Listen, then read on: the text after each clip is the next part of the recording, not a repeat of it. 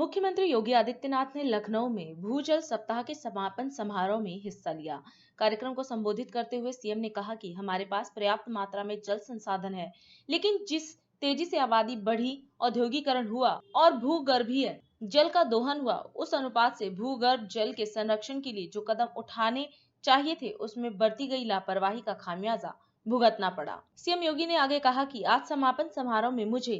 इस क्षेत्र में कार्य करने वाले विशिष्ट महानुभाव को सम्मानित करने का अवसर प्राप्त हुआ। मैं इस अवसर पर उन्हें बधाई देता हूं। मुझे प्रसन्नता है कि पूरे देश के अंदर जल की एक एक बूंद के संरक्षण के साथ ही जल के उचित प्रबंधन के बारे में आदरणीय प्रधानमंत्री जी के विजन को उत्तर प्रदेश सरकार प्रतिवर्ष भूजल सप्ताह के रूप में आयोजित करती है। 16 जुलाई से लेकर के 22 जुलाई के बीच में आयोजित हो रहे इस भूजल सप्ताह के दौरान 17 जुलाई को लखनऊ से 10 जनपदों की 550 ग्राम पंचायतों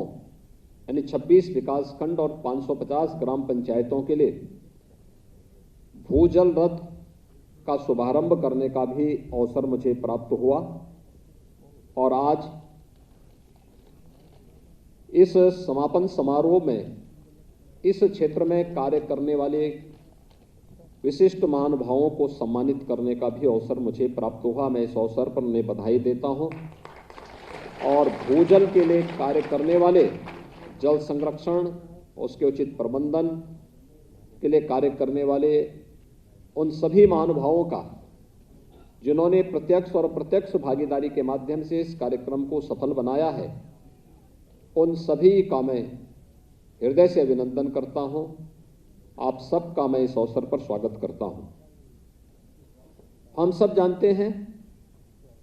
कि जल है तो जीवन है और जल और जीवन के बीच की इस भाव को समझता हर व्यक्ति है, लेकिन उसके उचित प्रबंधन के बारे में जो प्रयास होने चाहिए उसमें कहीं ना कहीं वह व्यक्ति चूक जाता है। अनेक उपाय हैं, आज की चिंता है, लेकिन ये आदिकाल से ही जल को भारतीय मनीषा ने बहुत पवित्र भाव के साथ उसे देखा था। पृथ्वी सूक्त में जब इस संपूर्ण ब्रह्मांड के कल्याण की बात होती है तो उसमें जल के भी कल्याण की बात निहित होती है, क्योंकि भारतीय मनीषा इस बात को जानती है कि जीव और जंतु सृष्टि की कल्पना इससे की ही नहीं जा सकती, इसके बगैर हो ही नहीं सकती है। और उस परिकल्पना को साकार करने के लिए जिस प्रकार के कार्यक्रम अलग अलग कालखंड में चले हैं वह हर व्यक्ति देखता है। हम सब जानते थे पहले से ही जल संरक्षण के लिए लोग पवित्र कार्य किस रूप में मानते थे, तालाब खुदवाने का काम करते थे।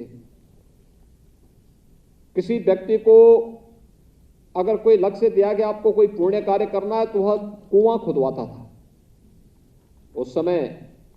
पाइप पेयजल की स्कीम नहीं रही होगी, लोगों ने कुआं खुदवाने का कार्य प्रारंभ किया। नदियों में गंदगी न करने के लिए लोग प्रोत्साहित करते थे कि भाई गंदगी नहीं करना है। उसको पवित्रता के रूप में हर गांव ने अपने यहां, भारत ने देश के अंदर नदियों की पवित्रता की जब बात की तो उसको मां जैसा पवित्र भाव दिया और गंगा मैया के रूप में हमने भारत की सबसे पवित्र नदी को मान्यता दी। तो मान्यता देने के साथ ही आप जाते होंगे गांवों में, अनेक गांवों में जब मैं जाता हूं मैं देखता हूं वहां की गांव की छोटी सी नदी, कोई छोटा सा नाला है, लेकिन गांव के लोग उसी पवित्र भाव के साथ गांव की गंगा कहकर के उसे संबोधित करते हैं। गंगा भारत की इस पवित्र धारा